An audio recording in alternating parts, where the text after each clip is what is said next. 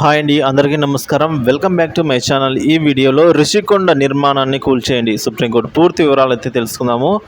వీడియోని ఎక్కడే కానీ స్కిప్ చేయకుండా ఎండ్ వరకు చూడండి. అలాగే వీడియోకి ఒక లైక్ కొట్టండి. వీడియోలోకి అయితే వెళ్ళిపోదాం ఫ్రెండ్స్.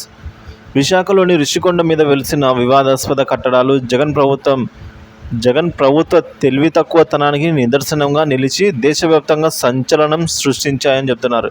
ఈ కట్టడాలను ఎలా ఉపయోగించుకోవాలో అర్థం కాక చంద్రబాబు ప్రభుత్వం బుర్ర వేడెక్కిందంటున్నారు. అయితే సోషల్ మీడియాలో మాత్రం జనం రకరకాల సూచనలు చేస్తున్నారు. రుషికొండ ప్యాలెస్ను కూల్చాలంటూ మాత్రం ఎవరూ అడగటం లేదు. అయితే ఇప్పుడు ఆ డిమాండ్ కూడా బయటికి వచ్చింది.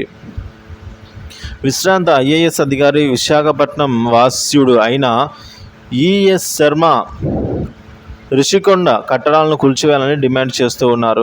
ఈ కట్టడాలని కూల్చివేయడమే కరెక్ట్ అని ఆయన అంటున్నారండి. ఈ మేరకు ఆయన కేంద్ర ప్రభుత్వానికి లేఖ రాశారు. ఈఏఎస్ శర్మ లేఖ ఇప్పుడైతే రాయలేదు. గతంలో అంటే జగన్ ప్రభుత్వం ఉన్నప్పుడు కూడా ఆయన కేంద్రానికి లేఖ రాశారు. ఇప్పుడు రుషికొండ ప్యాలెస్ అసలు గుట్టు రట్టు కావడంతో ఈఏఎస్ శర్మ రాసిన లేఖకు కూడా ప్రాధాన్యం ఏర్పడింది. కేంద్ర అడవులు, పర్యావరణం, వాతావరణ శాఖల మార్పుల శాఖ కార్యదర్శి లీనా నందన్కి అయితే శర్మ లేఖ రాశారు. రిషికొండలో ఉన్న కట్టడాలను వెంటనే కూల్చివేయాలని, రిషికొండ సిఆర్జెడ్ నిబంధనలు ఉల్లంఘించి కట్టడాలు కట్టరాదని కమిటీ ఇప్పటికే తేల్చిందని, కమిటీ నివేదికను కాదని చేపట్టిన ఈ నిర్మాణాలను వెంటనే కూల్చివేయాలని ఆయన కేంద్రాన్ని డిమాండ్ చేస్తున్నారు.